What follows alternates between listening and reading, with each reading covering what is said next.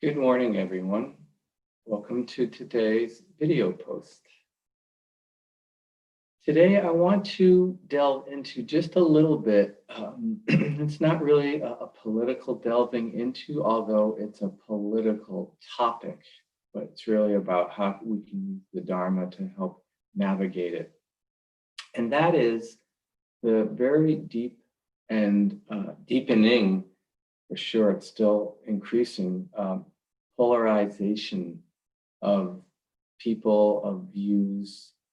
I'd say political views, but it's really kind of beyond that, like deeply held views about morality, about what's right and what's wrong, about what's important. That's happening in this country and in this society. And I think it's pretty well agreed upon that this is not a good situation to be so polarized, which is good. Agree on that. But what to do about it, right? How to untangle such a tangled web, because there are so many factors that go into it, all sorts of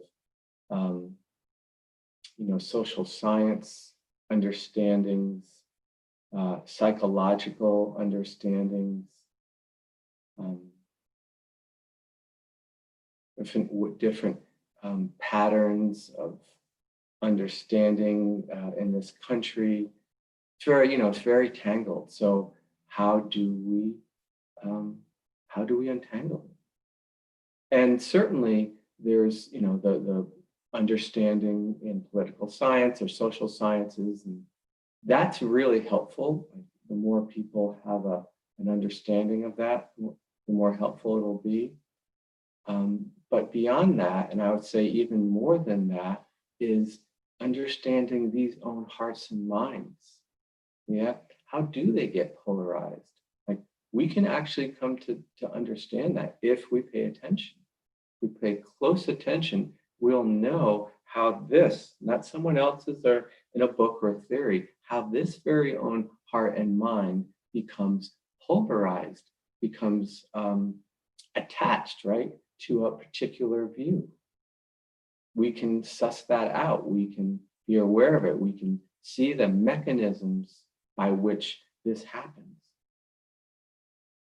And so I would say we need both.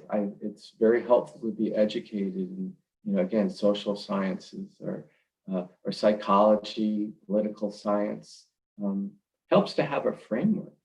And with that framework and with knowing those kind of mechanisms, helpful in keeping one from being polarized.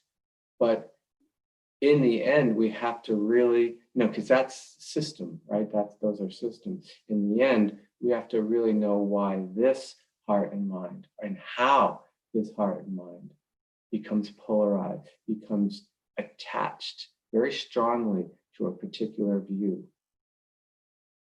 And of course, the way we do that is by paying attention, by developing sati, mindfulness, being aware of, in this case, particularly our own minds and what goes through them and what causes them to be habituated towards becoming polarized and attaching to a particular view. So very important, this particular piece of untangling this web is really knowing our own hearts and minds. So let's go ahead and do some practice and cultivate this sati, this mindfulness that will be a tool in figuring this out, helping us all to figure this out. Okay. I'm settling in. I really like the word settle when we start our formal meditation practice. Closing the eyes, that's how you meditate. And this sense of settling into your posture, whether that posture is standing, walking, seated in a chair, floor, lying down. This sense of the body settling almost like a muddy jar of water that's shaken up, and just letting that silt settle. And what direction does that settle in? It's downward, isn't it? Settles down. The same with the body, is a sense of the energy kind of settling downwards. Relaxing, softening, settling downwards and connecting our attention with the body where it's touching what's underneath it. Chair, the floor, whatever parts of the body are in contact with what's underneath it. Bring our attention there. And so it's like we settle both the physically, but also the attention. We let the attention settle down into rest with the experience, the somatic experience of these contact points. Both kind of the body and the mind are settling.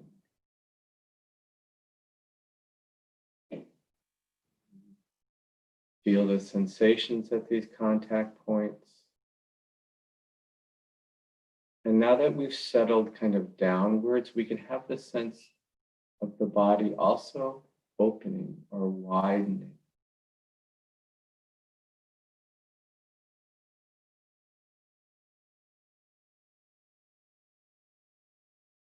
You might have a sense of the front of the body and the chest being open. Even the sense of the throat being open. This is comfortable for you. This feels, okay and safe.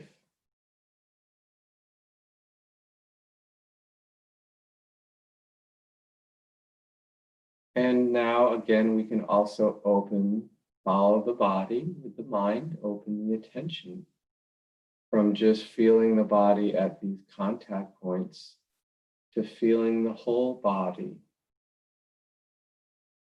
A somatic awareness of the whole body.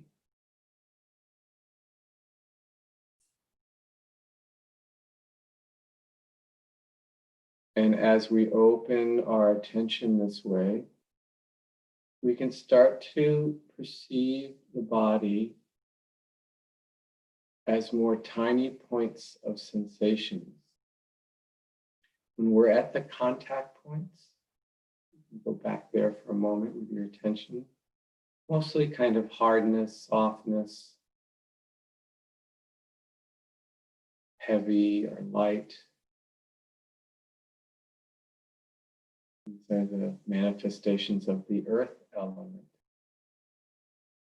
As we open and widen the attention, then that's more conducive to feeling the body more in sensations that are like tingling, vibrating, buzzing, pulsing, wishing, maybe.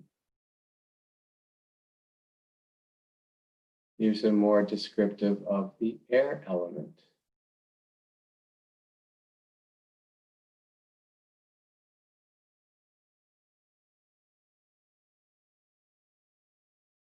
And we perceive the body with these sensations.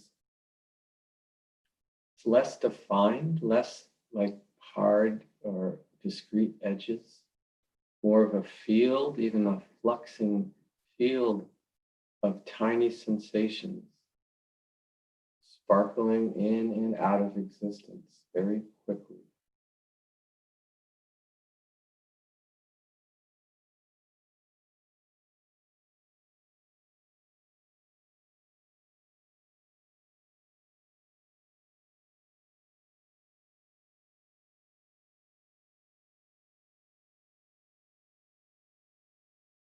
And we use this field of sensations as our meditation object. It's what we intend the attention to stay connected with. And it's what we return to after we wake up from being lost in thought.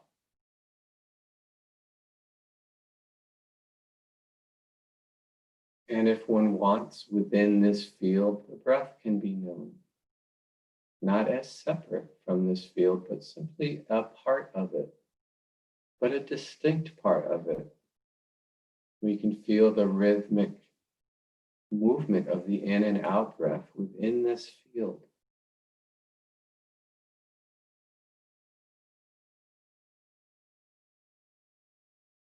And for some people, kind of keying in on that rhythm, connecting with that is helpful for stabilizing the attention in the present moment with this somatic field. And for others, not so much, not keying in so much on the rhythm of the breath, just being with the somatic experience of this field of the body. Not that the breath disappears, it's just kind of not in the foreground for these folks.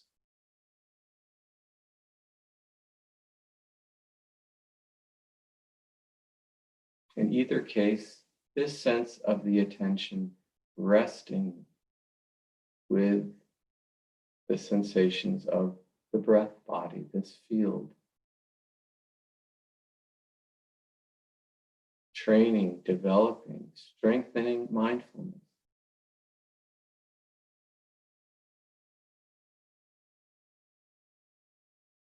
This mindfulness that can connect with the present moment and clearly know, sati sampajanya,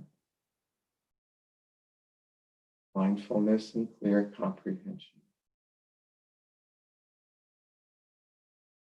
This non-judgmental awareness is exactly what's needed to help untangle this tangle of how the heart and mind become so polarized and attached to particular views.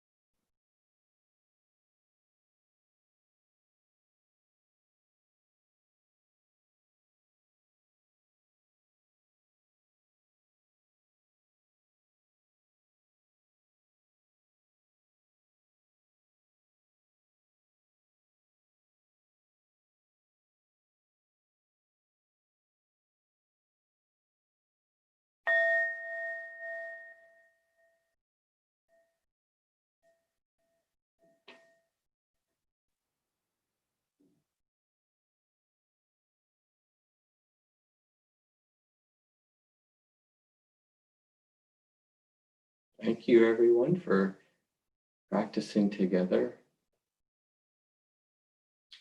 You can practice with this throughout the day. It involves just starting to become aware of even just little views that we have. I was just thinking, let's say you live with someone, a partner or housemates or whatever, and some people like to leave the butter out, and some people like to put it in the fridge, right? And you have a particular view. Let's say it's to put it in the fridge, and just to notice that, where did that come from? Where did you learn that? what things, what thoughts, what actions tend to cement that view or keep it going. How is it when you are attached to that view? What happens when you have that view and you see the butter out, etc. So it's really exploring. And we can work with these more kind of, smaller ways that our minds might polarize with others, and practice there and start to maybe learn how to let go of some attachment to particular views. Doesn't mean that you now leave the butter out, which you might, and that would be fine. But you could also still think that it's better to put it in the fridge, but maybe not hold on to that so strongly. Maybe you explore and talk to other people about why they leave it out. What are the some of the positive things about leaving the butter out? I know this sounds kind of like silly, but I think with our practice, we always start where it's easy. Yeah. And if we can learn how to let go of being polarized and attached to views with little things, then we can use that with some of these larger arenas. Okay, that's it for today, friends. I wish you well. Hope you have a very good day in all ways, and we'll see you next time. Bye-bye.